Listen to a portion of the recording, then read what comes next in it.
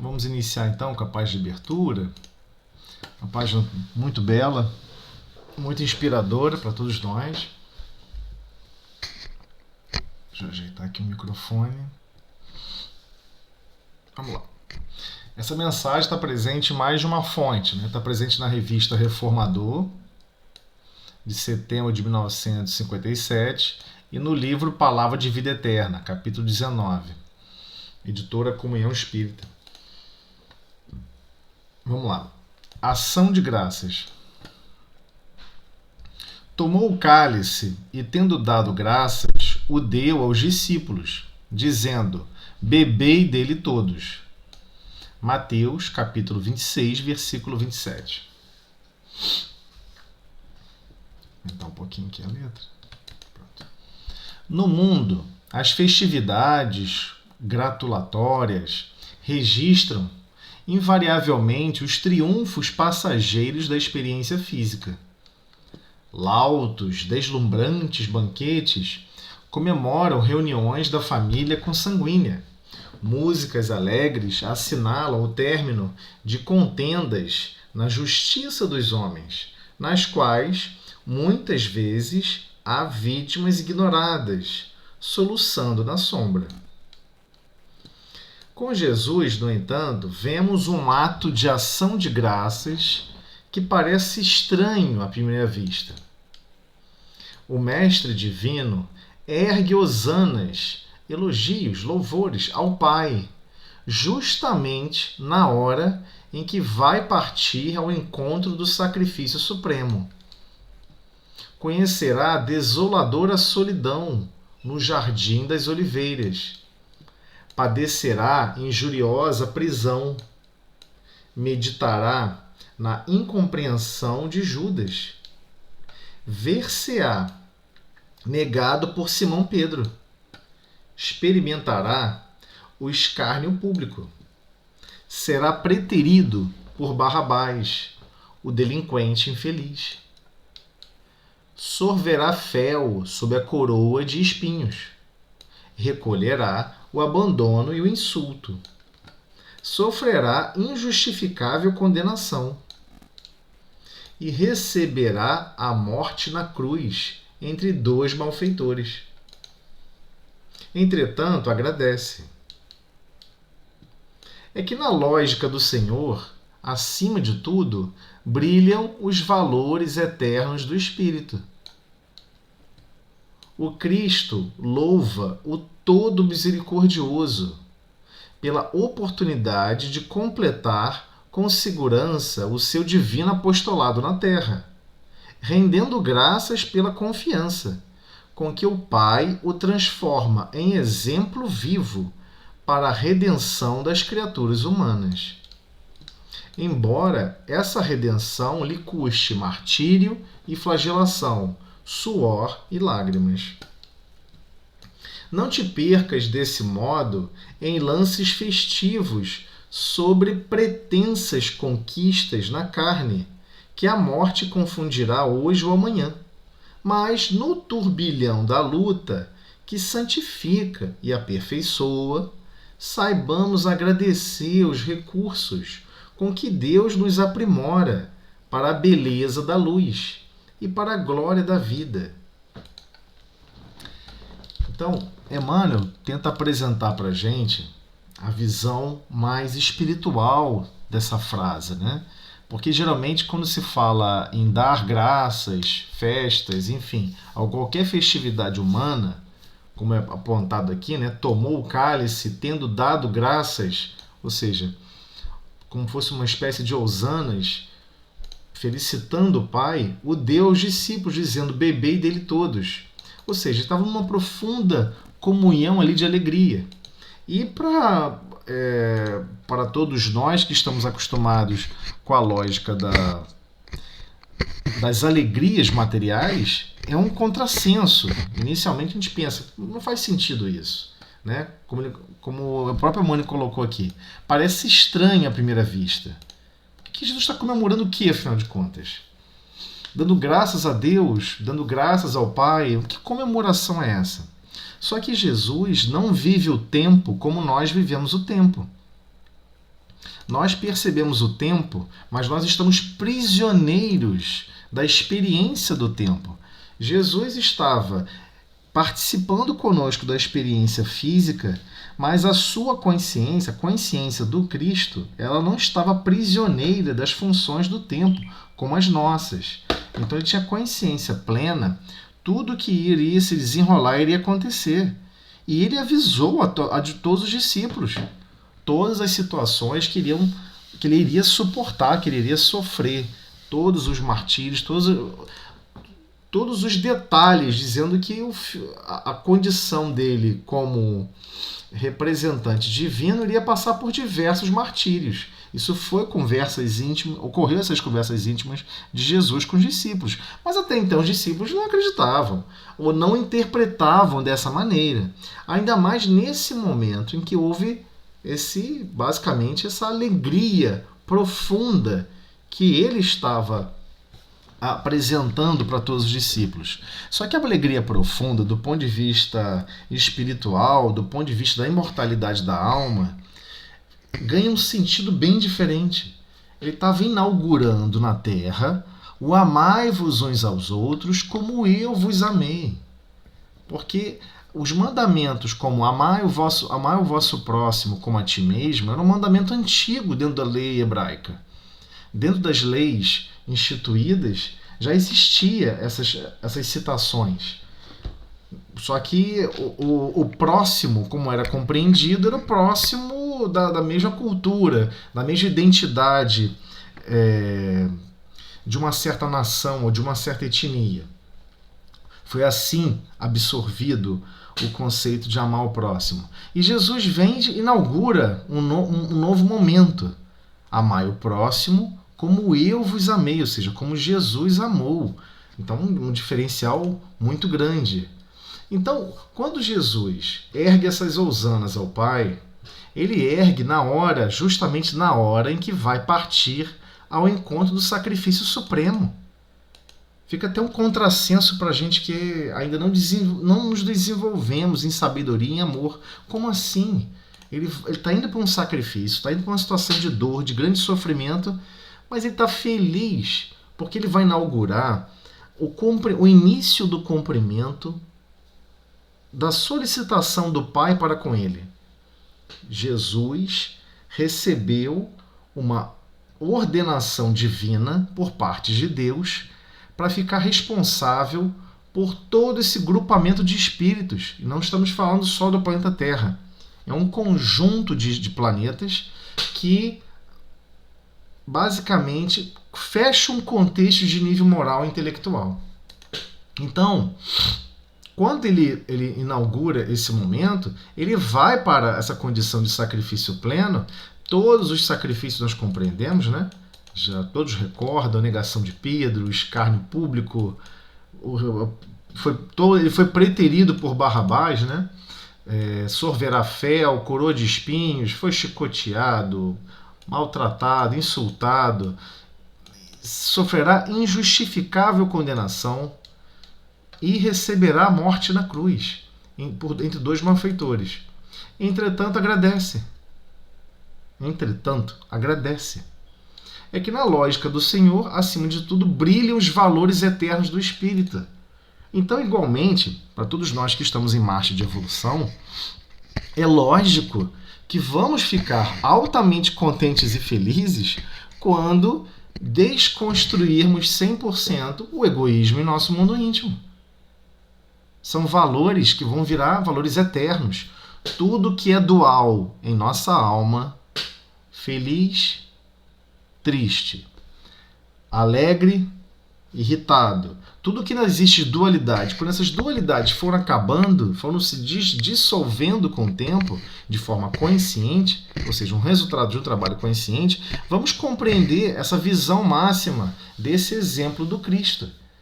Ele deixa claro para todos nós, olha, você deve ficar feliz quando você alcançar, e ele deixa essa dica no final, né? Não te percas desse modo em lances festivos sob pretensas conquistas na carne. Ah, eu comprei um carro. Ah, eu virei chefe de uma empresa. Ah, eu virei diretor daquilo. Daqui a 3 décadas aquela empresa não existe mais. Daqui a 1000 anos, nenhuma delas vão existir mais. Muito menos os prédios. Muito menos absolutamente nada ligado à experiência da carne. A experiência da carne foi feita para desenvolver a alma humana. Foi feita para desenvolver o espírito. Restringir a ação do espírito e focar a ação do espírito em certos cuidados, em certas atitudes. E é claro, todos os espíritos vão ter que se submeter à marcha de progresso que a civilização impõe. Então, hábitos que existiam há 2000 anos atrás não são tolerados mais na República. Você não pode fazer abertamente em público de certas atitudes. Você pode tentar esconder, mas o dia que for descoberto, não poderá mais executar. Então existe uma marcha de progresso minimamente obrigatória, que é a lei de progresso do Pai. Existe uma lei de progresso. E Jesus está encarregado de desenvolver cada um de nós. Então o que deveria causar mais felicidade no nosso mundo íntimo a ponto de festividade, celebrações de alegria? O que deveria ser maior alegria para quem tem consciência que é espírito imortal? Alguma coisa, alguma vitória transitória do mundo ou uma vitória essencial de espírito imortal na condição que já marchou diversas vezes na beira do precipício, já caiu dentro dele diversas vezes no precipício da ignorância, da raiva, do ódio, da vingança, e agora quer viver outro tipo de horizonte, quer escalar montanhas. Quer escalar a montanha da benevolência, quer escalar a montanha da tolerância, quer escalar a montanha do perdão. Quer que esse turbilhão de lutas que a gente executa aqui na Terra, que a gente pretende, de certa forma, utilizar esse turbilhão para alavancar as nossas potencialidades, quando essas potencialidades forem alcançadas, e elas são alcançadas em grãozinho, que a gente saiba agradecer. Agradecer que está com um pouco mais de paciência. Agradecer que não teve coragem de responder mal. Agradecer que teve coragem de se humilhar para elogiar alguém. Agradecer que teve coragem de se diminuir para favorecer alguém. Agradecer que está começando a observar qual é a grande lógica da evolução do planeta. Não só reconhecer a lógica, como mergulhar nessa lógica e viver essa lógica como identidade. Se nós não adquirirmos a identidade do Cristo que ele apresentou na Terra, que é a do Evangelho, que é da transformação, que é essa grande boa notícia, essa grande boa nova, olha, eu sei que vocês estão em dúvida como é que deve proceder. Ele veio à Terra e executou. É assim que se procede. É assim que se ama. É assim que se perdoa. É assim que se tolera as imperfeições do outro. Diversas vezes Jesus chegou para Simão Pedro e falou: Simão Pedro, eu vou provar para você que as pessoas, que todos os espíritos, todos à sua volta, são muito mais ignorantes do que perversos. Porque se conhecesse realmente a natureza íntima de Deus, iria sempre buscar o próprio aprimoramento. Porque ele quer ver a beleza da luz, quer ver a beleza e a glória da vida espiritual. A glória da vida espiritual em harmonia com o Pai. Se não estamos em harmonia com o Pai, nós não vamos a lugar nenhum. Porque aonde estivermos, vamos tentar implantar métricas e mecanismos de desequilíbrio, métricas e mecanismos de explorar alguns para se beneficiar. Se tiver alguma tarefa que te foi incumbido, você quer tentar procurar alguém para repassar essa tarefa e levar as glórias em relação ao que o outro fez a tarefa. Então, não podemos ainda sair daqui, enquanto esse arcabouço básico não for construído.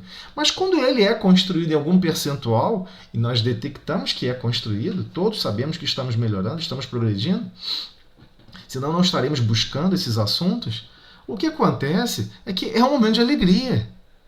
Nossa, fulano teve a grandeza de me perdoar. Fulano teve a grandeza de tolerar. E eu também consegui perdoar, e eu também consegui tolerar. Então tá excelente. Isso é motivo de festa. Então, muitas pessoas não compreendem, por exemplo, a alegria que é você comemorar os seus aniversários, seu próprio aniversário aqui na Terra. Todo mundo acha que é uma festividade meramente capitalista, mas não é. Não é. Completar um ano de encarnações, um ano de encarnação aqui na Terra, 365,25 dias, caminhando junto com grande translação do planeta Terra, não é tão trivial assim.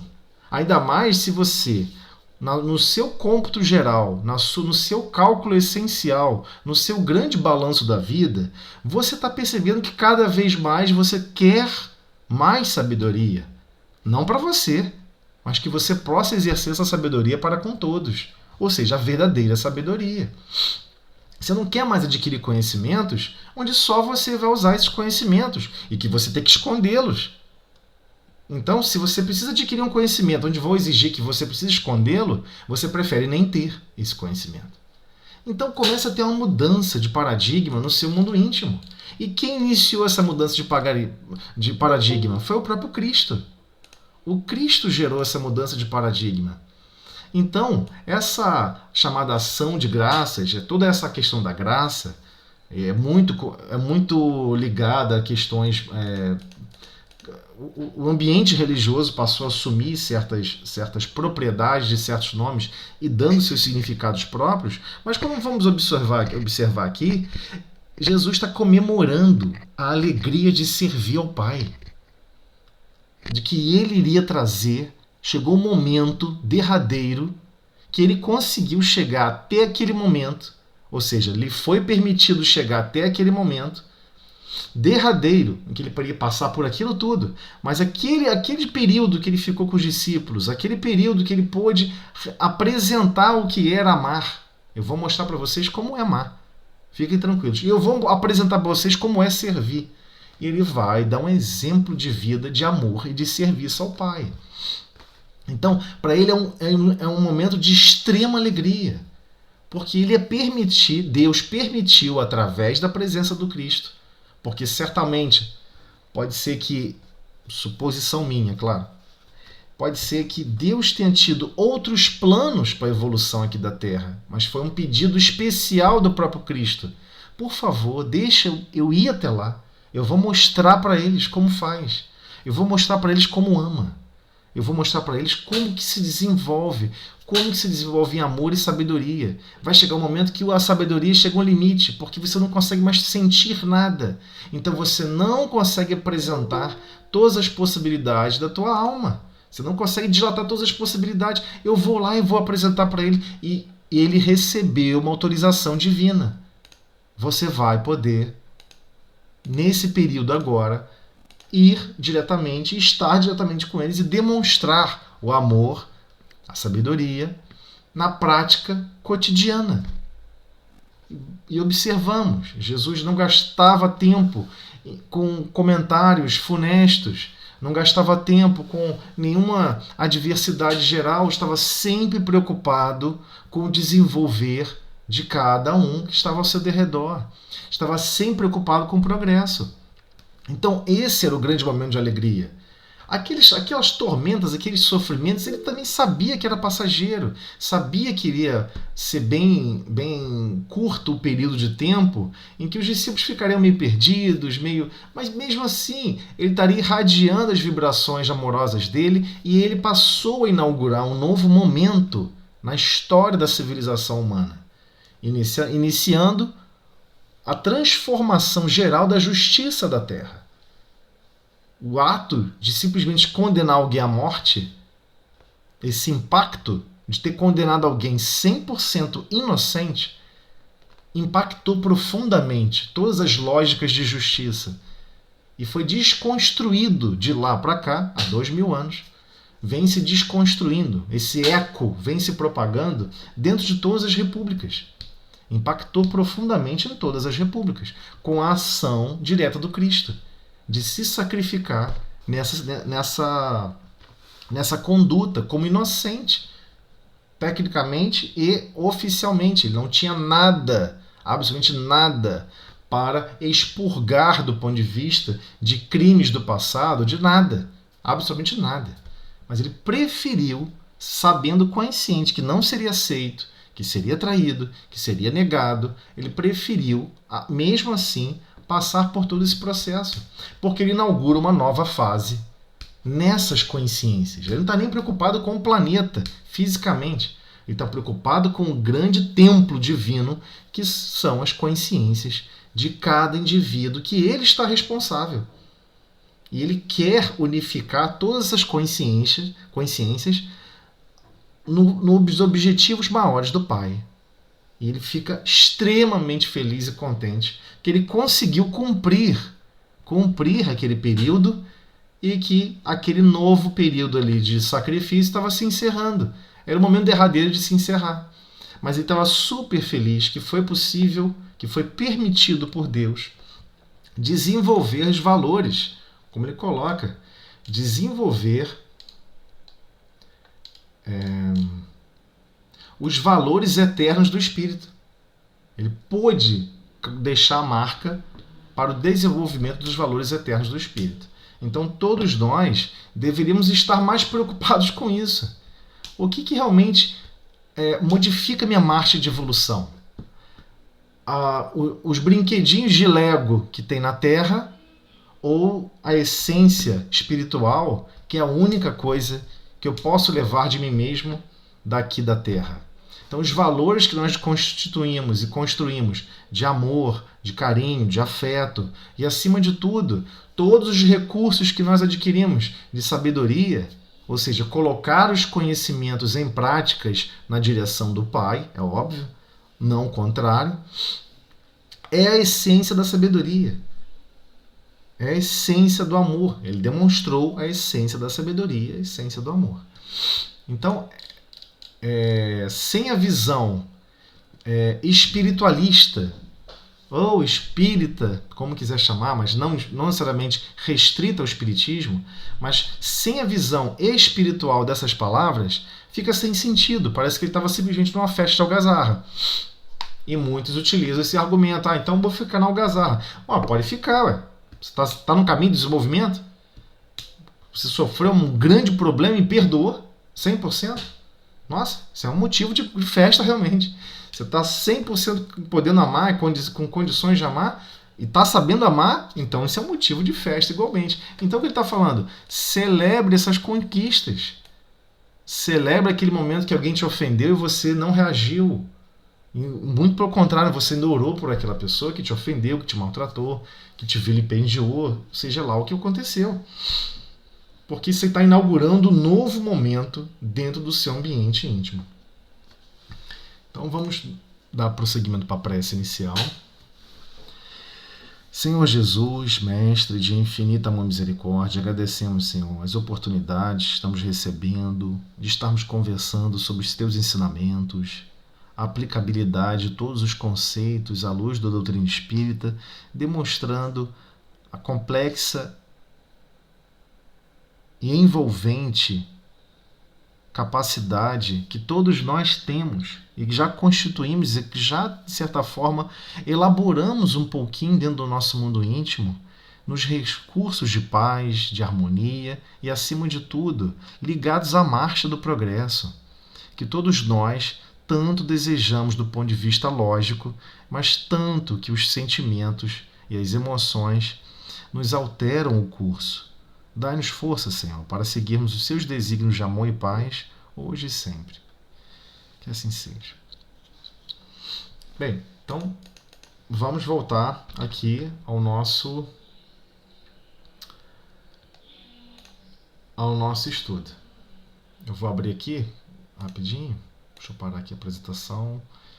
E eu vou abrir aqui de novo o Livro dos Médiuns. Então, quem não tiver com o livro em mãos, enfim, quiser acompanhar aqui na tela, não sei se a pessoa tem celular, enfim, eu vou fazer o possível para amplificar aqui um pouquinho.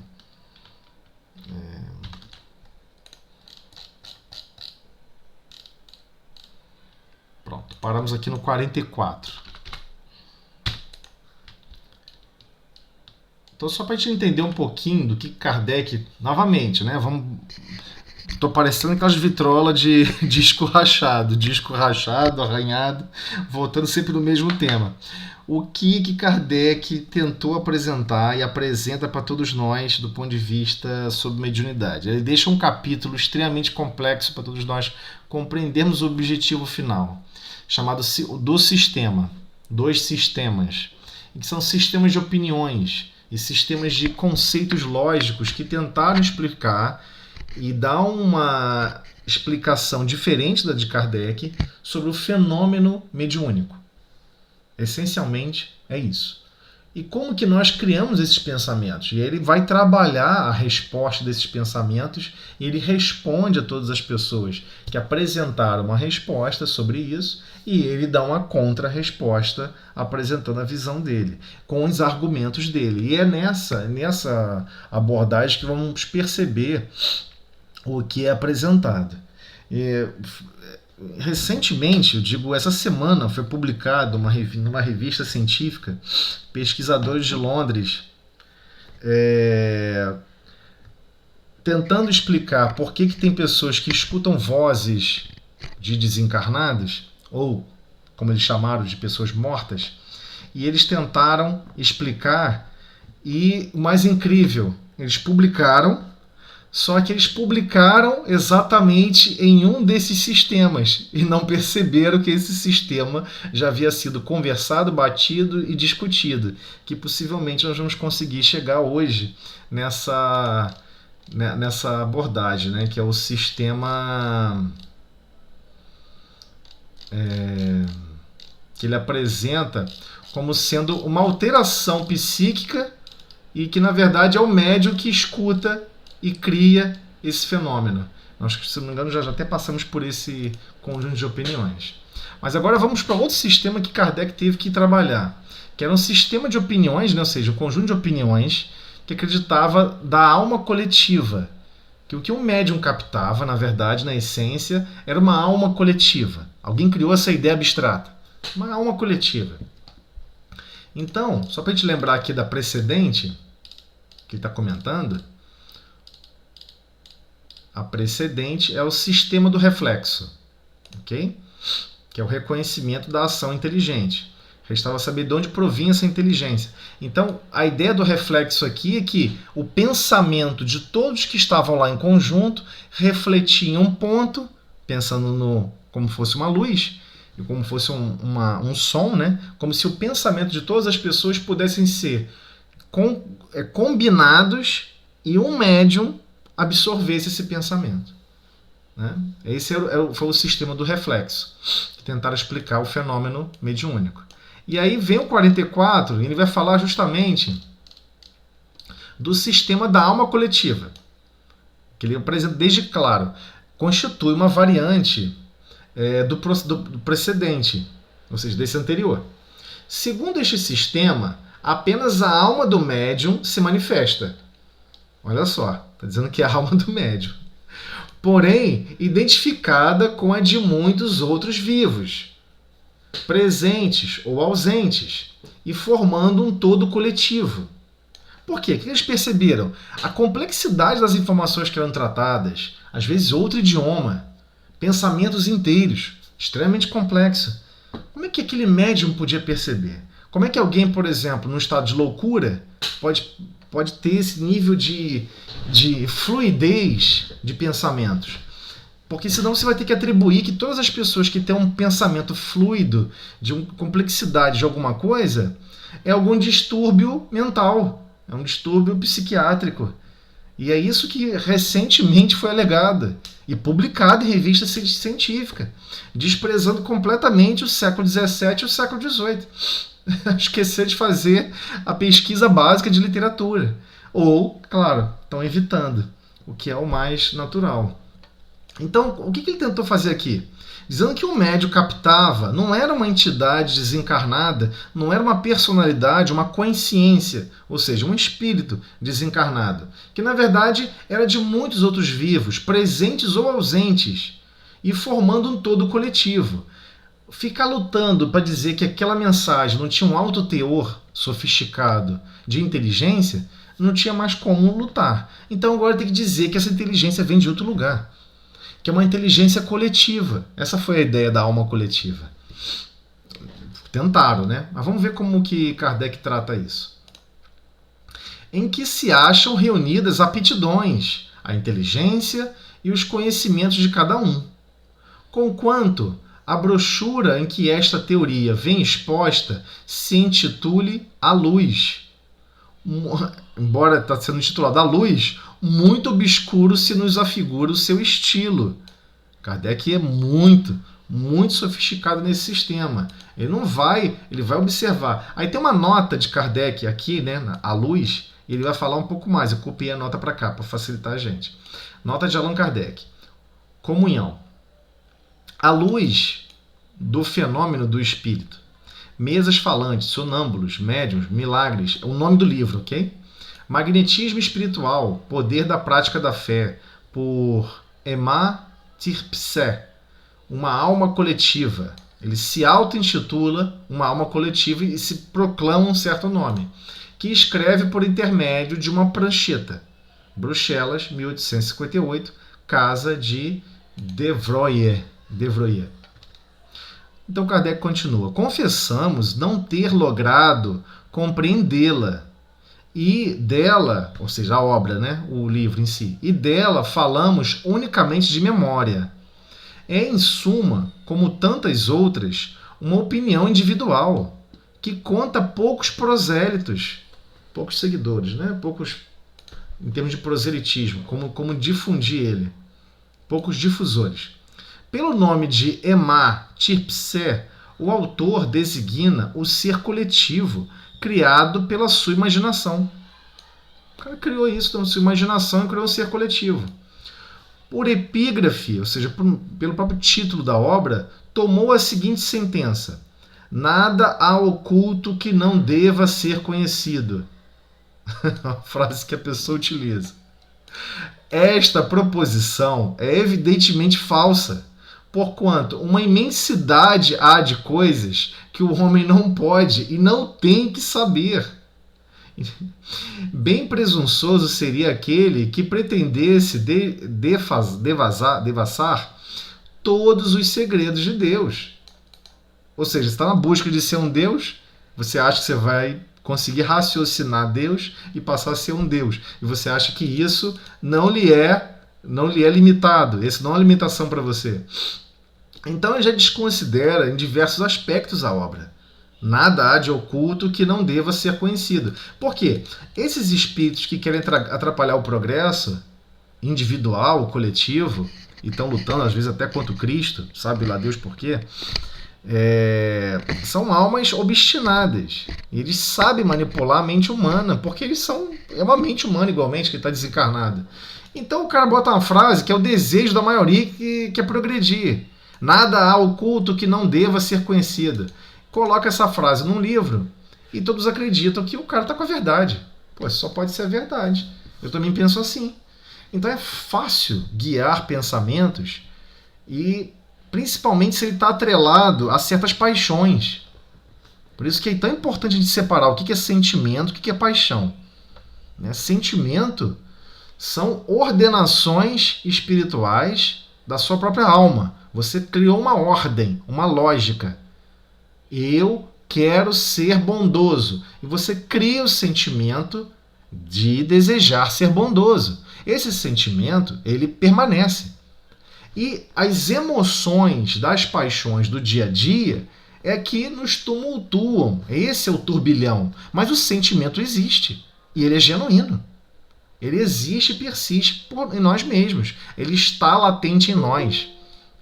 Então, tudo o que nós temos de sentimentos genuínos, e existem muitos, eles estão latentes em nós. E temos essa consciência. Se alguém perguntar qual é o seu objetivo de vida? Não, meu objetivo de vida é ser mais fraterno. Esse é o seu objetivo de vida? Isso é o quê? É um pensamento lógico. Agora vamos falar um pouco sobre a elaboração do pensamento. É pura e simplesmente um pensamento ou é um sentimento? Sentimento como sentido de vida igualmente. Né? Ou seja, você tem uma meta, você quer uma meta. Assim como, da mesma maneira que quando nós estamos reencarnando, nós reencarnamos com metas. Eu estou falando de si para consigo. Não é que alguém vai escrever a sua meta é ser mais pacífico, a sua meta é ser mais bondoso. Não, você se impõe essa meta. Como você está estudando um idioma. Você não quer sair do nível básico para o nível intermediário? Quer. Quando você está estudando, sei lá, cálculo, Matemática mais complexa. Você não quer sair de um nível básico para um nível mais elevado? Quer. Os valores da alma nós perseguimos da mesma maneira. Nós queremos sair do nível básico para um nível mais avançado. E nós elaboramos esses sentimentos. Eu quero aprender a amar mais. Eu quero aprender a perdoar mais. E elaboramos essas metas em formas de sentimentos. E esses sentimentos são genuínos. Só que a forma como escolhemos escalar esses ideais é que a gente se perde. Então, muitas pessoas acreditam que têm certeza absoluta da diferença entre o bem e o mal. Até o momento que busca a experiência terrena, faz algum ato impensado ou não muito bem elaborado, tenta fazer pela explosão das emoções, e o que descobre? Que tudo que você estava achando que estava fazendo bem, o resultado final foi justamente o contrário, virou um mal. O resultado final foi, pô, mas a minha intenção era boa. Ele não está falando errado, não. A intenção, de repente, foi boa. Ele não está mentindo. Atrelado ao sentimento dele de progresso, ele estava... Então, vivemos essa dualidade. E tem certos espíritos levianos que exploram isso. Então, essa obra aqui enganou muitas pessoas. Essa obra desse autor, Emma Tchirpsé, dizendo que essa identidade era uma identidade de uma alma coletiva, que almas se juntavam e davam uma identidade coletiva, criada pela imaginação. Eu posso criar um monte de coisa da minha imaginação. Você pode criar tijolo coletivo, você pode dizer que o pensamento, na verdade, é uma cachoeira intergaláctica. O que não falta é você poder inventar ideias alucinadas e explicar que, na verdade, os médios reagem dessa maneira porque, na verdade, o Sol teve uma explosão, né, solar, liberou muitos subpartículas e acessou todos os seres humanos. E alguns eram mais sensíveis. Você entendeu? É possível criar qualquer tipo de explicação lógica sem precisar ter verdade. Esse é o problema da facilidade que nós nos enganamos. Porque, de certa forma, nós gostamos de ser enganados, né? Ainda mais que a gente está disposto a não ver a verdade. Eu não quero seguir a verdade, eu não quero correr atrás da verdade. Eu quero que alguém me dê uma resposta rápida para me deixar no meu conforto psíquico. Aí a gente adere a qualquer tipo de ideia, né? Então ele deixa claro, esta preposição é evidentemente falsa, porquanto uma imensidade há de coisas que o homem não pode e não tem que saber. Não tem porque não está no momento, não tem capacidade de compreender. Não tem capacidade de compreender. Como é que você vai explicar para um índio que nunca teve contato com a civilização? Aí você pega e fala para ele assim, é possível criar luz artificial à noite. Tem até um documentário aí, se eu não me engano, saiu há um tempo na internet, aí não me recordo o nome, que faz uma entrevista com um grupo de pessoas que a primeira vez tiveram contato com a luz elétrica. Eles só viviam de luz de vela e tiveram a primeira vez contato com a luz elétrica. Como foi a sensação que eles descreveram. Não se enganem, tem espíritos reencarnando que é a primeira vez que estão tendo contato com luz elétrica. E a gente fica igual, né? O que é maior no mundo? Ficamos igual a vagalume, prisioneiros a uma luz artificial. A gente acredita que buscar a Deus, acabou, não precisa ter uma luz aqui artificial que eu possa buscar. Mas cadê a luz da compreensão? Seu objetivo é buscar a luz da sabedoria. Sabedoria em todos os grandes filósofos e pensadores e grandes civilizações que tiveram na Terra eram simbolizadas por uma chama, por uma luz. Mas essa é a luz essencial do espírito. A luz da sabedoria. O que você está enxergando no dia a dia, em primeiro lugar, que você não enxerga. O que você vê é o reflexo da luz nos objetos.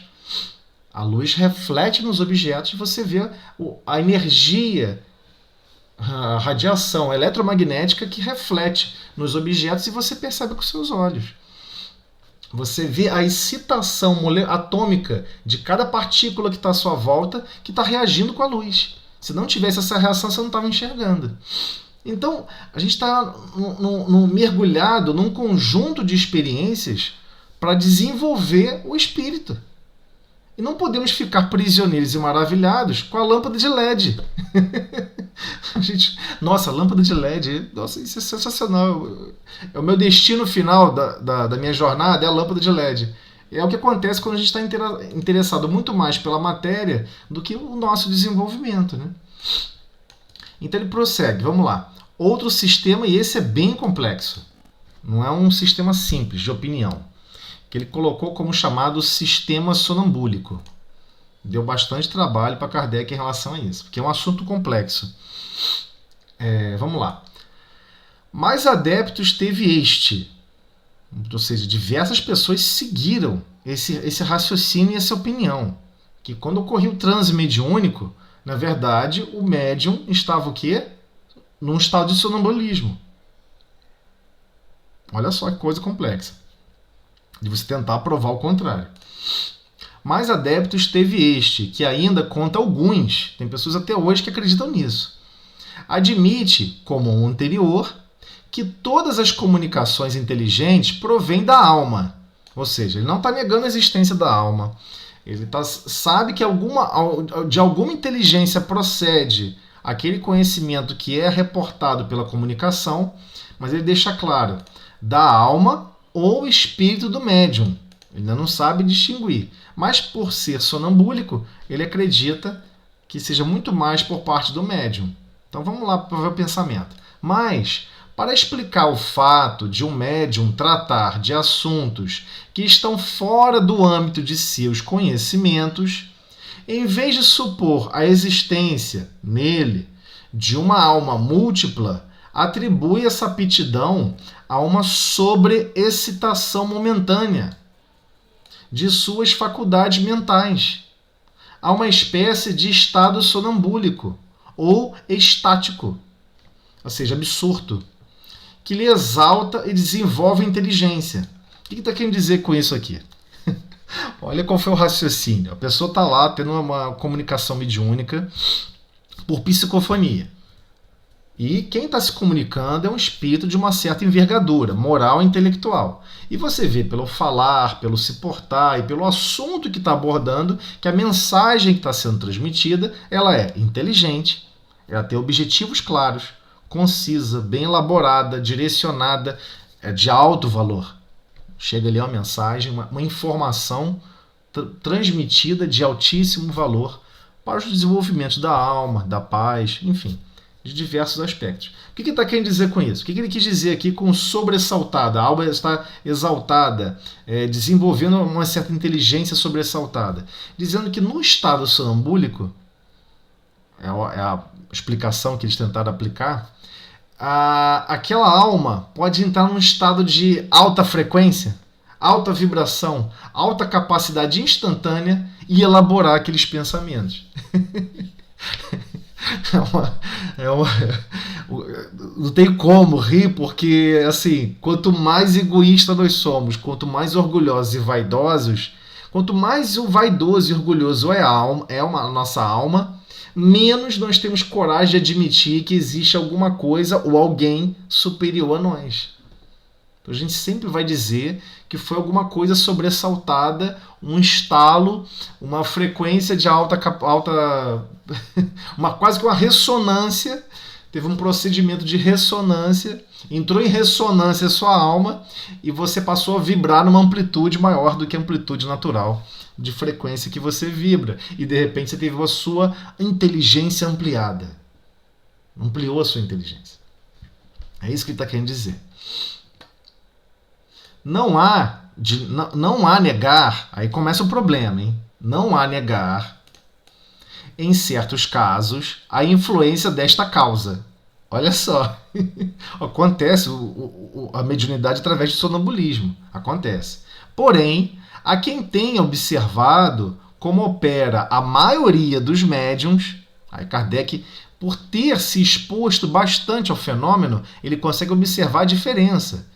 Ele não se expôs a um médium, ele se expôs, em termos de estar presente, observando o processo de comunicação, milhares de médiuns, centenas para milhares. Porém, a quem tem observado como opera a maioria dos médiuns, essa observação basta para lhe tornar evidente que aquela causa não explica todos os fatos, que ela constitui exceção e não regra.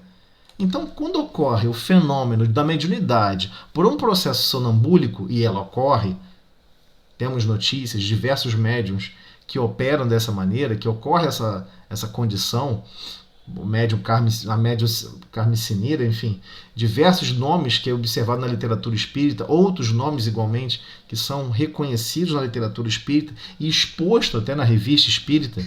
Kardec expôs diversas vezes alguns médiuns com essas capacidades. O médium, ele se emancipa do próprio corpo físico, ele fora do corpo físico auxilia o processo de comunicação. Ele consegue ficar mais afastado do corpo físico. O médium sonambúlico... No caso, né, do Eurípides. Eurípides Barçanufo é uma situação... Fez o parto.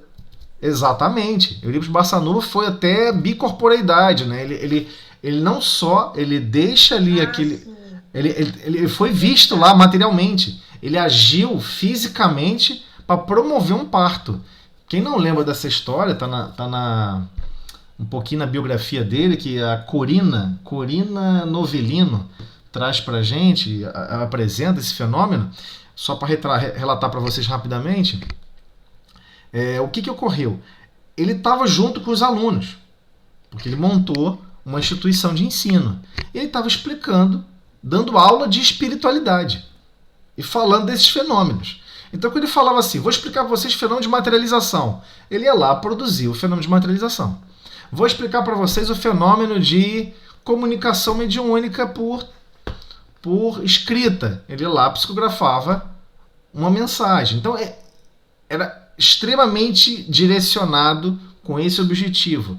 Apresentar com naturalidade essas capacidades da alma. E ele pega e faz algo extraordinário. Ele pega, se afasta do corpo físico por um processo de desdobramento. Alguém chega para ele e fala que uma pessoa vem pedir socorro, né? A pessoa vem a cavalo, uma estrada de lama, demorou um tempão para chegar na escola e Eurípides, por favor, minha esposa está dando à luz, estou com um problema lá gravíssimo, ela está com um problema, com muita dor, não está dando certo, você precisa nos ajudar. Ele não fica tranquilo. Aí ele vai, sai do corpo físico, aparece lá, e o corpo dele ficou aqui na escola, se materializa lá, faz o parto, isso antes dele chegar a falar, né? Isso era o rapaz, o pai daquela família, né? Relatando isso lá na porta de entrada. Mas antes dele chegar a falar com o Barçanufo, ele já sabia, alguém já deu estalo para ele, olha, vamos precisar de você precisa ir lá. Ele se desdobra, aparece lá, faz o parto e retorna.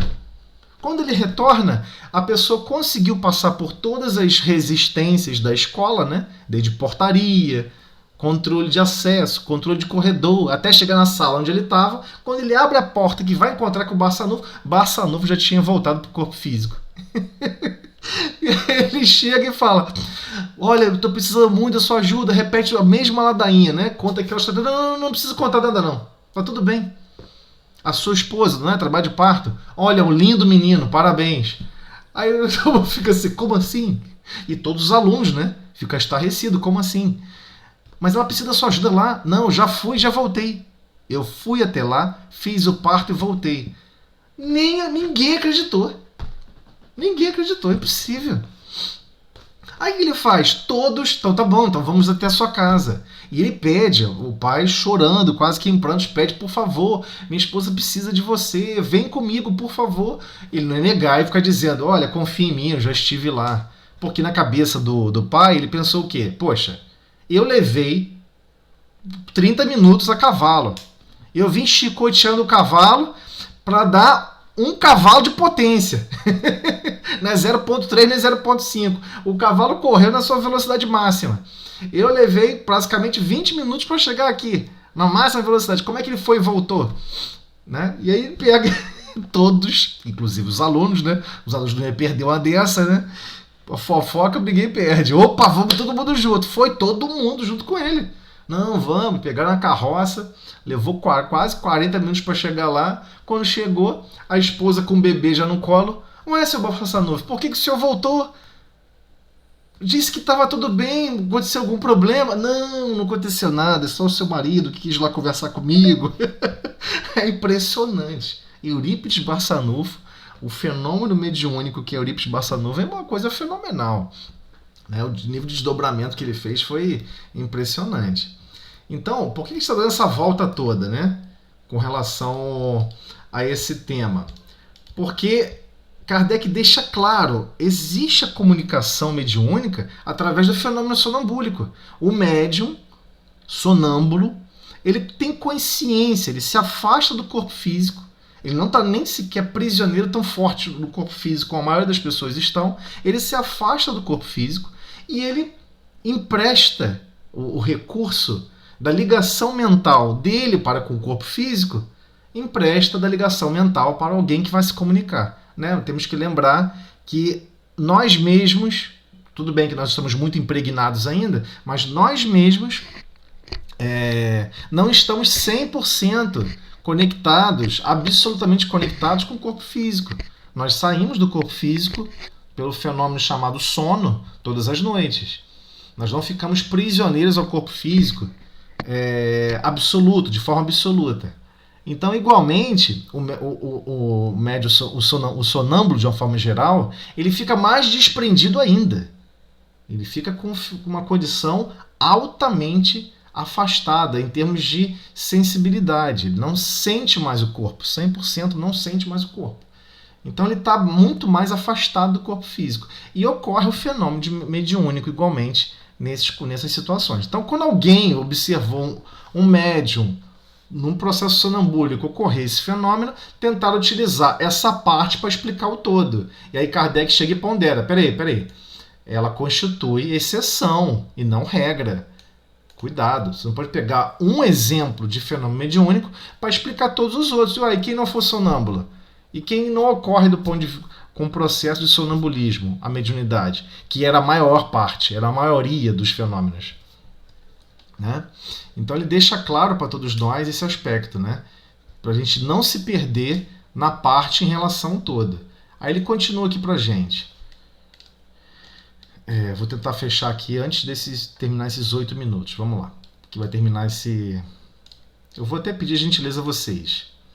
Porque tá marcando aqui que em 8 minutos vai fechar essa sessão aqui do Google Workscape Space, né? Workspace, isso. Então eu vou pedir só a vocês para a gente abrir uma nova chamada, ok? Eu vou mandar o link para vocês. Tá bom? Que já deu aqui o tempinho. Até daqui a pouco. Sim. Não, é só que a outra pessoa que está distante vê a pessoa. Isso não é sonambulismo, né? Que eu ouvi me contaram um caso que viu a pessoa dentro do quarto. Então, mas aí vem aquelas perguntas que Kardec iria fazer para você e que deve estar na nossa consciência. A pessoa que está alegando que viu, ela viu com quais olhos, né? Com os olhos do corpo físico ou uma visão anímica, ou seja, uma capacidade da alma. Ela está vendo alguém desdobrado, por exemplo. Pode ocorrer. Não há como provar o contrário, entendeu? Então, geralmente esses tipos de percepções, elas ocorrem por algum motivo, né? Não é à toa. Então ele sabe que de repente não era físico porque ele olhou durante um certo tempo, desviou o olhar, olhou de novo e já não está mais lá. Ninguém consegue se evadir de um recinto instantaneamente. Então ele já tem certeza que não era físico. Porque você vai procurar a pessoa pela casa e com as portas e as janelas trancadas, a pessoa, aquela visão que ele... Não tem problema nenhum estar encarnada. A alma pode se dissipar, a alma pode se emancipar do corpo físico. Existem pessoas que têm mais facilidade em fazer isso. No caso dos sonâmbulos, então, eles têm extrema facilidade em se emancipar. E com níveis de consciências profundos. Inclusive, ele pode até acessar informações de outras encarnações na sua mesma consciência. E isso que chocou... Mas aqui... Sim. Mas aqui, uma vez você estava falando aqui com a gente, e tem poucos estudos sobre sonambulismo. Então, para Kardec dar essa resposta que ele está dando aqui no sistema sonambúlico, foi bem difícil, então. Foi bem difícil, porque ele mesmo testemunhou exemplos de situações em que ocorreu o fenômeno mediúnico, e ele classificou, nós vamos observar isso nos capítulos futuros, vai ter explicações sobre o processo sonambúlico, sobre os exemplos e condições do processo sonambúlico. Mas temos que entender que é uma característica da alma. A alma, ou seja, uma relação anímica. O sonambulismo, de uma forma geral, é uma resposta anímica. É como se, para aquela alma, o corpo físico fosse só um chocalho de uma roupa. É complicado de entender. Ele não tem nenhuma preocupação com aquela vestimenta. Ele tem total certeza que o corpo físico é só um uniforme. Aquele corpo físico não define ele. Ele tem uma consciência tão profunda nisso que se manifesta na condição de sonâmbulo. Entenda que... Eu não sei se vai ser uma pergunta meio... Mas essa palavra sonambúlico foi criado nesse momento? Que não. É médio? Não. Diversos termos que são usados na doutrina espírita são mais antigos. O próprio, por exemplo, a palavra ectoplasma. Ectoplasma não foi criado dentro do ambiente espírita. Não foi. Nós temos que tomar cuidado com relação a isso. Foi um pesquisador russo. Entendeu? Agora você me botou na saia justa, porque sonambulismo, vou ver aqui, eu não tenho certeza quem foi o criador. Essa palavra, né? Então, o sonambulismo... A palavra médio foi Kardec que praticamente inseriu. Sim. Ele estava codificando, né? Não, sim, mas se a gente buscar aqui a palavra... Essa ideia, assim. A origem da palavra sonambulismo. Né? Vamos ver se aparece alguma coisa aqui interessante. Deixa eu ver se eu acho aqui rapidamente.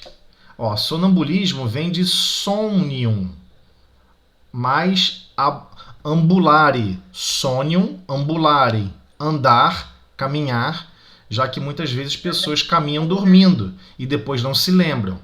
Existe também até as são comuns, os sonílocos, ou soniums, sobre loquero, ou seja, falar. A pessoa está dormindo e está falando.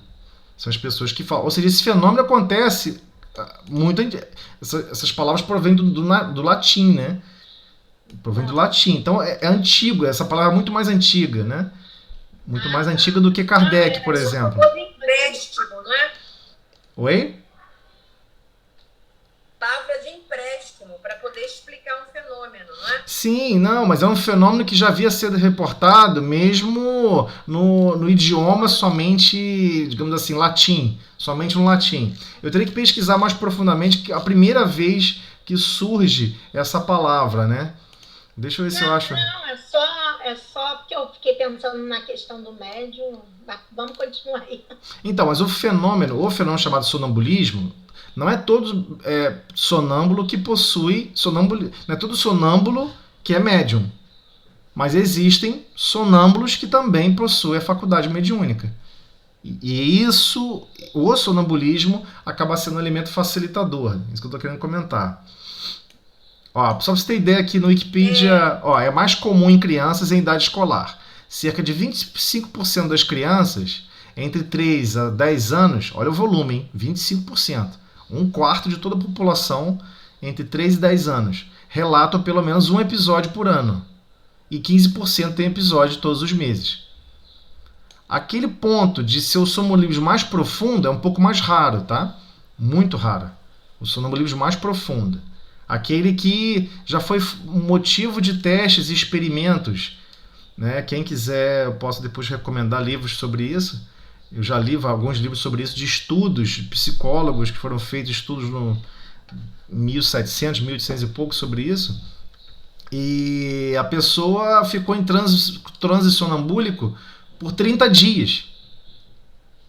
Ela não sabe que estava dormindo durante 30 dias. Uma semana. Mais de um nível de consciência. Tipo, a pessoa adormeceu, entrou no transe sonambúlico. A pessoa de novo entra em outra consciência. Outra consciência. Em 5 níveis diferentes. Que é retratado numa literatura específica. Que foi feito bastante experimentos sobre isso. Só que hoje em dia isso não é mais permitido, né? Isso passou a se tornar... Isso se tornou imoral, antiético, enfim. Porque se algo acontecer com a pessoa, fica difícil a pessoa ter consciência do problema que pode ocorrer, né?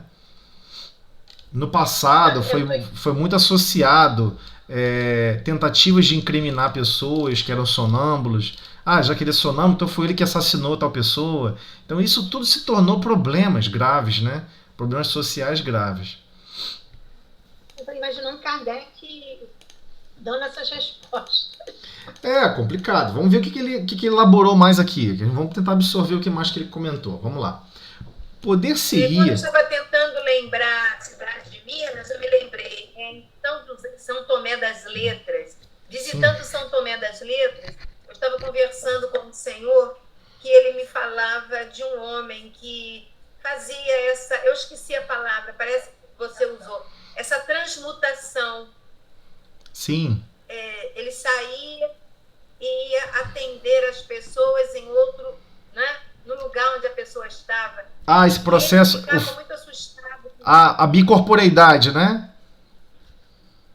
E ele ficava assustado com isso, porque ele achava, como pode? Que absurdo. Ele está em 2 lugares ao mesmo tempo.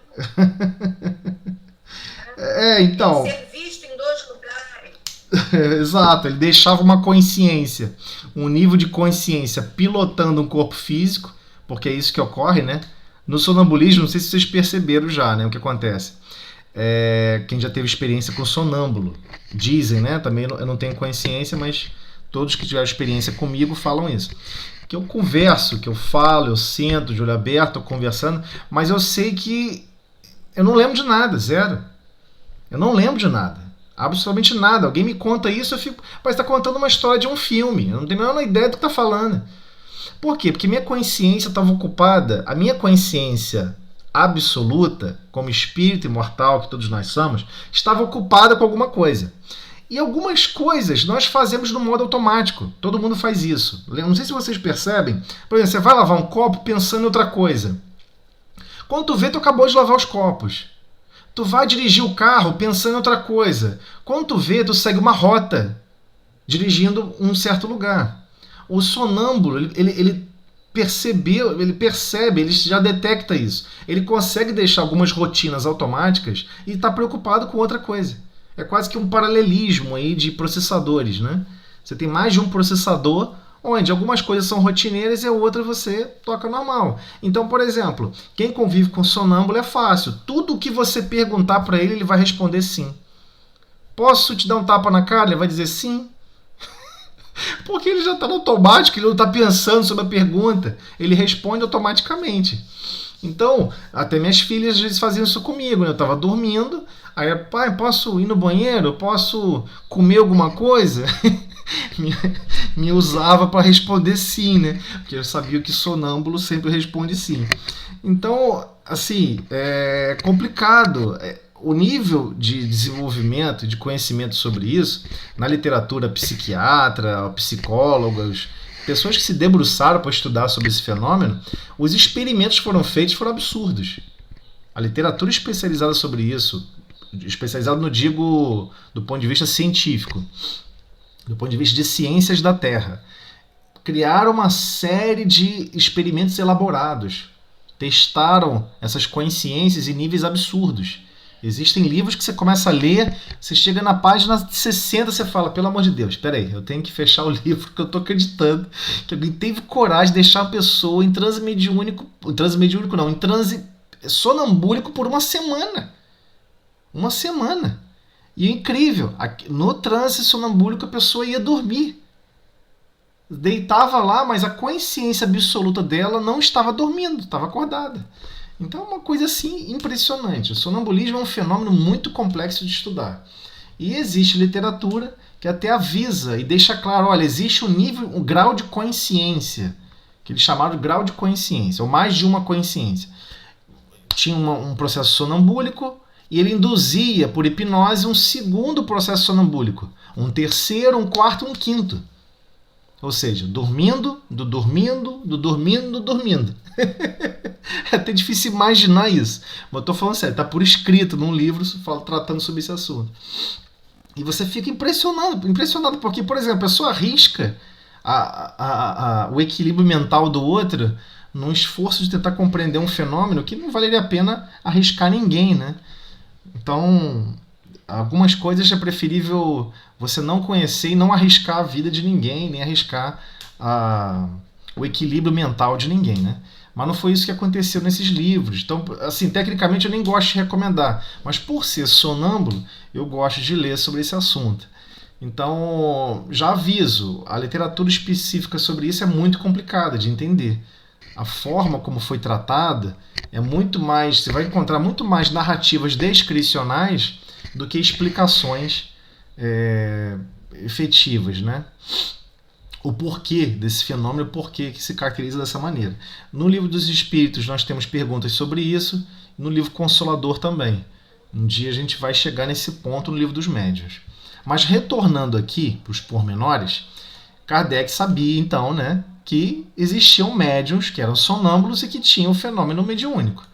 E tentavam atrelar que, por ele ser sonâmbulo, as pessoas que conheciam aquela pessoa que era sonâmbula, olha, ele às vezes fala as coisas, fala em outro idioma, fala outra língua.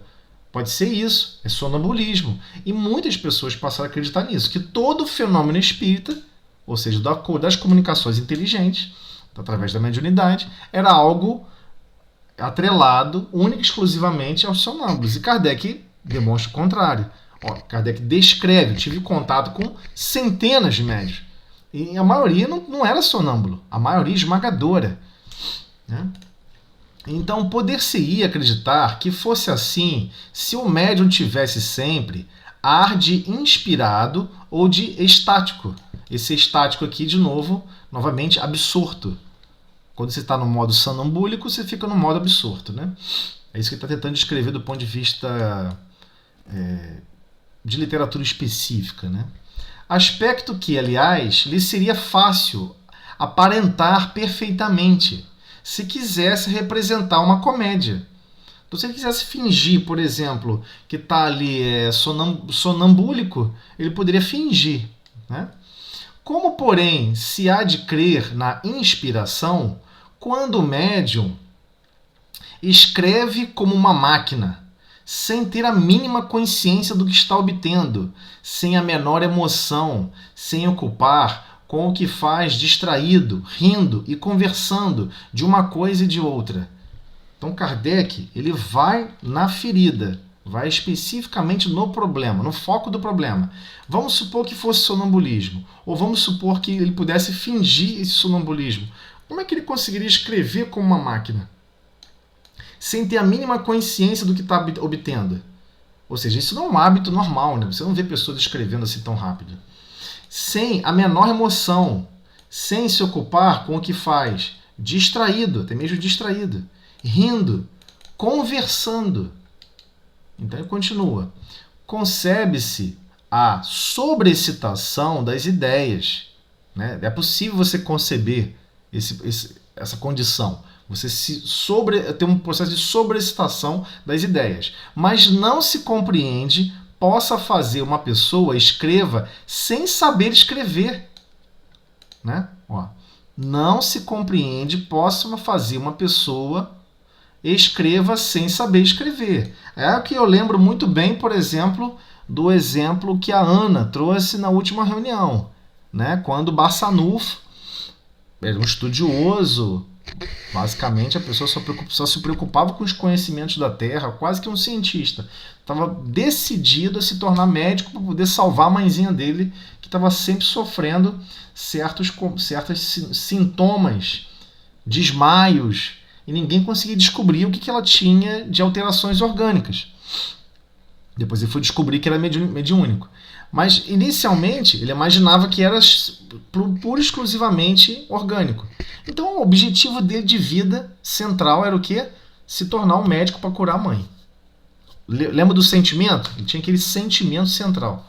O sentimento dele para guiar aquele período era: eu vou salvar a minha mãe. Nisso, alguém convida ele para participar de uma reunião mediúnica que estava ocorrendo naquela região. E ele foi. E ele foi com aquele pensamento, né? Totalmente contrário, negando tudo. Isso aqui é uma enganação. Eu quero ver alguém se comunicar, é por fulano. uma pessoa que ele conhecia intimamente e que não era letrado, não tinha nenhum tipo de estudo, mal conseguia completar uma frase ou duas de linha de pensamento próprio sem se perder no próprio pensamento, não sabia ler nem escrever. E eu quero que quem vem explicar aqui seja quem? Seja João Evangelista. E o cara manda uma dessa e o que acontece? Vem João Evangelista e se comunica e explica as bem-aventuranças para ele. E ele, infelizmente, a gente não tem, né, o registro, infelizmente ninguém anotou, né, o que foi falado, mas todos ficaram altamente emocionados. E o próprio Barçanufo, recebendo aquelas explicações sobre as bem-aventuranças, e ele descreve depois no livro que nunca tinha observado uma descrição tão linda, tão divina sobre as bem-aventuranças, e ele passa a reconhecer e compreender. Não tem como essa pessoa ter criado essa linha de pensamento e esclarecido algo tão complexo como, em tão pouco tempo, um assunto tão complexo. Então ele está deixando da mesma maneira que ele está colocando para a gente. Não se compreende, não tem realmente como se compreender. Possa fazer uma pessoa escrever sem saber escrever. E ainda menos quando as comunicações são transmitidas por pancadas ou com auxílio de uma prancheta, de uma cesta. Então, quando Kardec foi exposto ao fenômeno, ele sabia que a cesta não era um ser inteligente. A cesta é um ser, é um objeto inanimado, é um amontonhado de átomos e de pacotinhos de energias. Está ali aquele pacotinho de energias condensado que a gente chama de matéria. Até as nossas definições de matéria precisam evoluir, porque a ciência da Terra já evoluiu. A matéria tem mais vazios do que matéria. O espaço entre um núcleo e o outro de átomos é como se fosse imaginar o núcleo do átomo, uma bola de futebol, no meio do estado do Maracanã. E o externo do estado do Maracanã são as primeiras camadas de elétrons, que tem a presença ali que dá a ideia do átomo. Ou seja, tem muito mais vazios na constituição física da matéria do que átomos, do que realmente massa. Então, quando tu olha para a parede, são seus olhos que não permitem enxergar o nível microscópico das coisas. Quando você olha para as galáxias, parece que é um céu, parece que fosse uma tela preta cheia de furinhos. Na verdade, é você que não consegue enxergar o devasar da luz até, né, a Terra. Você não consegue observar os corpos celestes, você precisa de um telescópio. Com o telescópio você vê o Saturno, Urano, Netuno, Plutão, Vênus. Então, as nossas sensibilidades tradicionais, elas são destinadas para a experiência desse plano. Então ele deixa claro como é que uma cesta inanimada, esse conjunto de matéria, pode escrever. Você pega a cesta, bota a cesta presa na caneta e a cesta escreve. Escreve no papel. Mas você explica um fenômeno desse? É fora do normal, né? Então ele continua. No curso, aparentemente parece que não tem nada a ver, mas tem. Então ele continua.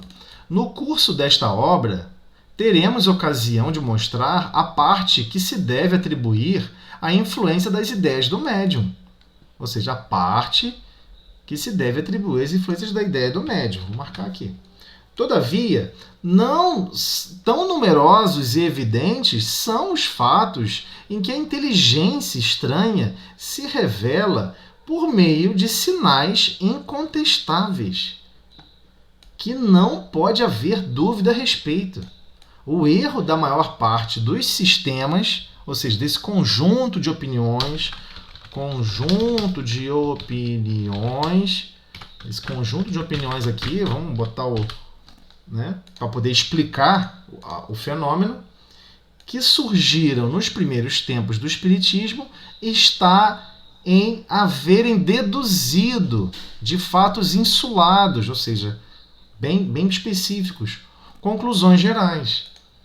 Então, Kardec, como se expôs a diversas vezes ao fenômeno, a diversas situações diferentes em termos de estar em contato com o fenômeno espírita, ou seja, com o fenômeno da mediunidade, ele tinha uma visão mais abrangente, tinha como esclarecer e dar esses exemplos. Como que uma cesta escreve? Uma cesta não escreve. Como que alguém que não sabe ler vai psicografar em mais de um idioma? como que alguém como Chico Xavier, que não terminou basicamente o ensino fundamental, vai escrever um livro de poesias com mais de 400 estilos, com mais de 30 estilos literários diferentes. Pede alguém para fazer uma poesia decente, é um sacrifício.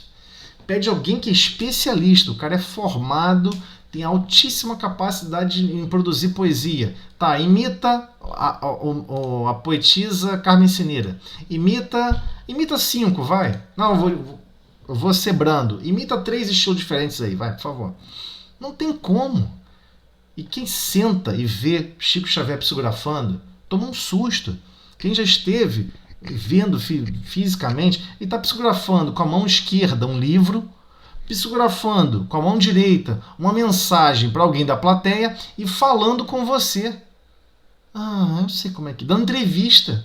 Não sei como é que é assim mesmo. Sabe, a vida tá difícil. Dureza, mas tenha confiança em Deus. Aí você fica, como é que pode, cara? O cara tá conversando com alguém, com uma mão escrevendo um livro, com a outra escrevendo uma mensagem para a plateia. Ou seja, o fenômeno foi feito exclusivamente para deixar claro, acordem. Mais de uma consciência está escrevendo e se manifestando. Perceba o fenômeno.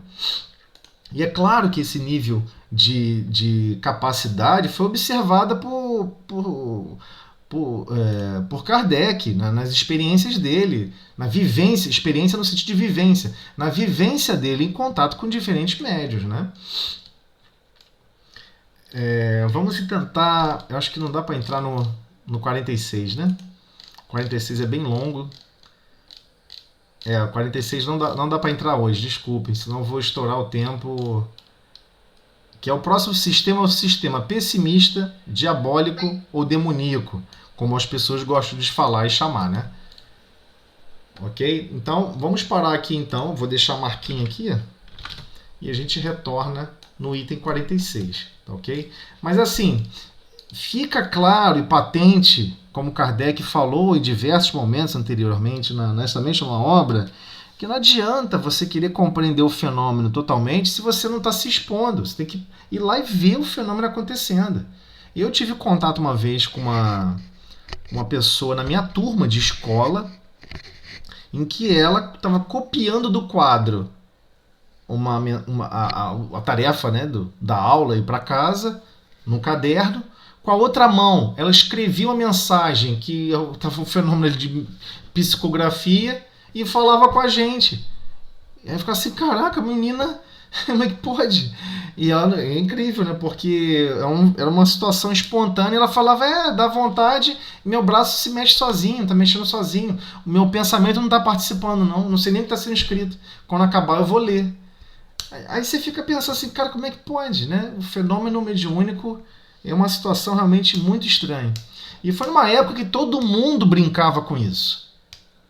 Isso eu acho que quem é mais aqui, tem uma idade mais avançada, como a minha, não vou entregar a minha idade, mas enfim, quem tem uma idade um pouco mais avançada, sabe que teve uma época aqui no Brasil, nas cidades, onde as pessoas brincavam com isso, brincavam com brincadeira do copo, de comunicação, várias pessoas segurando o copo, e aí ia marcando letras. E eu lembro perfeitamente quando estava acontecendo esse fenômeno na sala de aula. Todas as crianças brincavam disso. Todas as crianças brincavam disso. O professor entrava em sala de aula, olhava para a turma, ninguém queria prestar atenção no professor. Ele escrevia o assunto que ia dar e escrevia embaixo, matéria dada. Riscava, botava a data e ia embora. Eu fiquei assim, pelo amor de Deus, não é possível. Como é que isso vai... Ninguém vai aprender nada, como é que vai ser esse negócio? Eu fiquei desesperado na época, né? Eu falei, cara, como é que eu vou fazer? Eu falei, não, cara, eu vou fazer uma prece, pedir a Deus ajuda. Porque senão eu não vou aprender nada, como é que eu vou fazer a prova? Aí eu peguei e fiz a prece, né? Pedi ajuda a Deus para acabar com aquilo dali, que aquilo não é um absurdo, que os professores não iam mais dar aula, porque os alunos não estavam interessados, como é que a gente ia fazer? Eu fiz a prece, e aí, né, o fenômeno parou. Na turma inteira o fenômeno parou. Ninguém conseguia escrever mais nada, nenhum fenômeno de brincadeira funcionava. Aí, olha só que coisa incrível, hein? Naquele dia, foi o dia que me marcou para sempre. Eu tinha 14 anos de idade. Me marcou para sempre. o que é o fenômeno da prece. Eu nunca mais duvidei de prece na minha vida.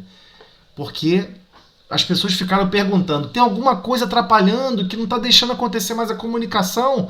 Aí foram lá e responderam, sim. Aí perguntaram, quem está atrapalhando? Alguém está atrapalhando? Responderam, sim. Quem está atrapalhando? Aí foram escrever o meu nome. O meu nome é difícil de ser escrito. Não tem como confundir. Foram lá e escreveram letra por letra. Tozeli. Eu falei, caraca. Aquele dia. E todo mundo depois queria me pegar, né? Queria me bater. Como é que eu tava atrapalhando eles, né?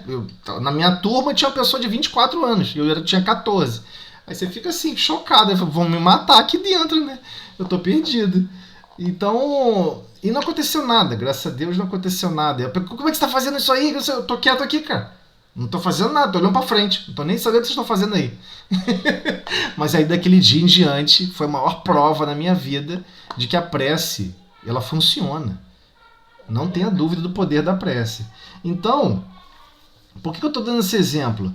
Que as pessoas tinham esse costume. Era normal fazer esse tipo de contato, esse tipo de... E viam as coisas mais loucas. Essa colega que psicografava, um dia recebeu uma psicografia dizendo que era do pai.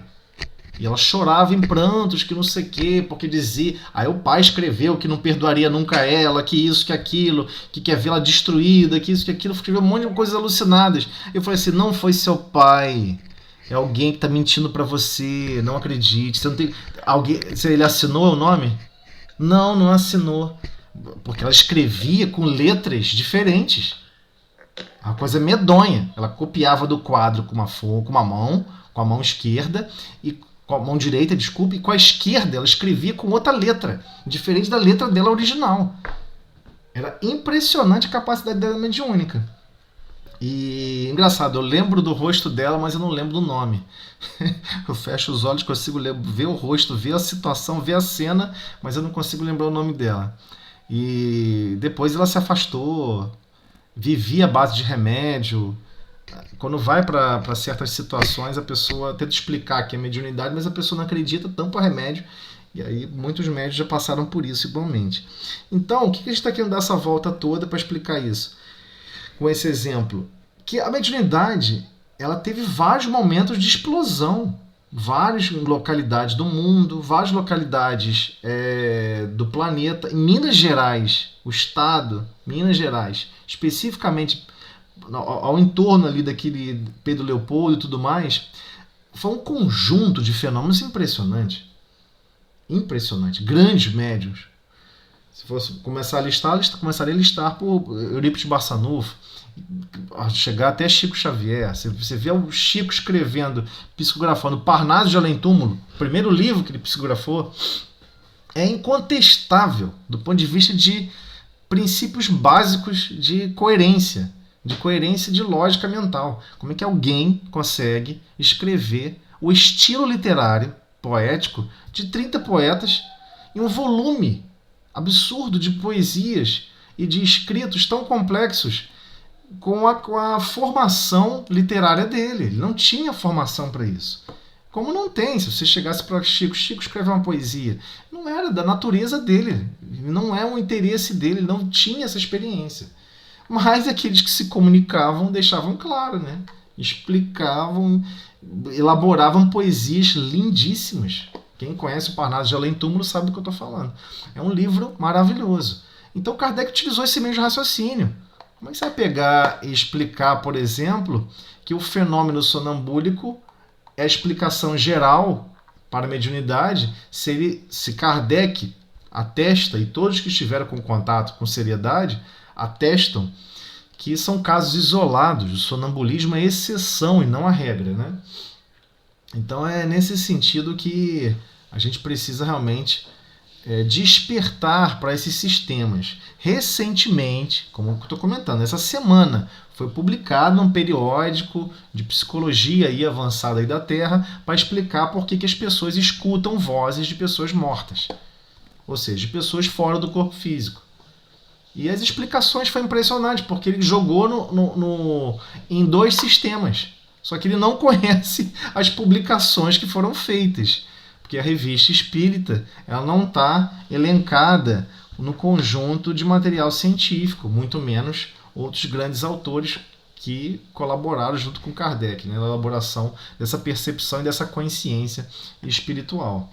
Então, se você não acredita que você mesmo tem uma alma, que sua alma é indestrutível, ou seja, você não vai ser destruído junto com o corpo físico, se você não acredita nesses dois conceitos básicos, como nós já observamos em outros capítulos anteriores, fica muito difícil a pessoa querer se permitir compreender o fenômeno mediúnico, né? Então, para o próximo estudo, a gente vai avançar no item 46.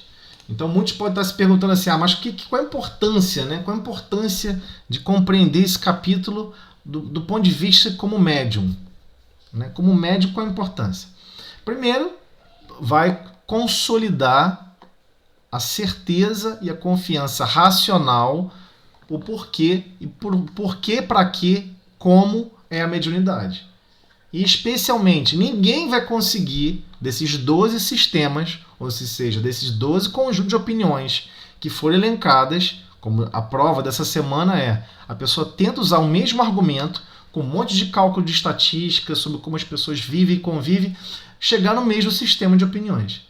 Tentar atribuir que é uma alucinação, um efeito do próprio médium, da própria alma do médium, da própria consciência do médium, que não ocorre comunicação nenhuma mediúnica. Então, você vê, por isso que é importantíssimo o médium estudar esse capítulo. E por isso que a Espírito Superior pediu para manter esses capítulos e manter essas abordagens. Porque vão surgir destruidores da verdade. Aonde se bota luz um pouquinho aqui na Terra, qualquer facho de luz em cima de algum aspecto de verdade, vão tentar destruir a verdade. E como a verdade não precisa de adeptos, não precisa de ninguém seguindo ela para ela existir, vai caber a cada um de nós perceber a verdade, e a melhor forma de perceber é dilatar a nossa compreensão sobre esses argumentos. Então esse capítulo é pesado, ele é enfadonho, ele é chato, porque demora a avançar e entrar no assunto que por vezes é o aspecto central que o médium quer estudar. Mas é importantíssimo absorver e compreender esses pensamentos que foram tentados e busca atribuir a explicação do fenômeno mediúnico, ainda com esses raciocínios, com outros nomes e com outros jargões científicos, né? Mas temos que entender que o sistema principal, ou seja, a opinião principal é a mesma. E entender qual foi a opinião de Kardec sobre essa opinião. E temos que ficar com Kardec. Essa é a métrica que nós temos que perceber. Claro, ficar com Kardec quem quiser, ninguém é obrigado. Né? Então, aqui não existe proselitismo, sacerdócio organizado, não existe nenhuma obrigatoriedade, mas o médium deve se expor ao máximo de conhecimentos possível, dilatar ao máximo de suas capacidades de compreensão, e assim vai chegar na frase que Kardec sempre argumentava: é melhor você rejeitar 99 verdades do que absorver uma mentira. Então, busque compreender, busque raciocinar sobre tudo que está à sua volta, não só dos fenômenos mediúnicos, mas o fenômeno que é a sua própria alma, desejando se libertar de si mesma, dos grilhões, né, as grandes algemas da incompreensão, da maldade, da ignorância, né, da perversidade, do egoísmo, que é o pilar de tudo, do orgulho e da vaidade. Então, não tem como, não tem sentido estar conectado com Deus, que é uno. Deus não é ora triste, ora alegre. Olha, Deus vai ficar triste com você, Deus vai ficar zangado. Deus não é bipolar. Quem é bipolar somos nós. Uma hora estamos felizes, outra hora estamos zangados e tristes. Só quem vive da dualidade somos nós, que ainda não evoluímos. Quem caminha na direção do Pai não tem volta. Ele só vai ficar com uma única unidade: amar, perdoar, não se ofende, vive o contexto do Pai, ama e serve continuamente. Vamos chegar lá, aos pouquinhos a gente chega. Então vamos pedir, Ana, você faz a prece para a gente de encerramento? Sim. Senhor Jesus, agradecemos, Senhor, essa oportunidade de estarmos aqui reunidos para estudar um pouquinho sobre a mediunidade, que possamos, Senhor, ter ouvidos para compreender, Senhor, e estarmos sempre estimulados a querer sempre saber mais um pouquinho, para levar esses ensinamentos a todos os momentos necessários, Senhor, onde estaremos trabalhando com essa mediunidade, trabalhando na sua seara, quem sabe daqui a algum tempo, algum dia, ou até daqui a alguns minutos. Muito obrigada, Jesus. Com esta prece, damos por encerrada a reunião da noite de hoje do estudo do Livro dos Médiuns, na tua paz, na tua harmonia. Que assim seja, graças a Deus, Senhor. Então é isso.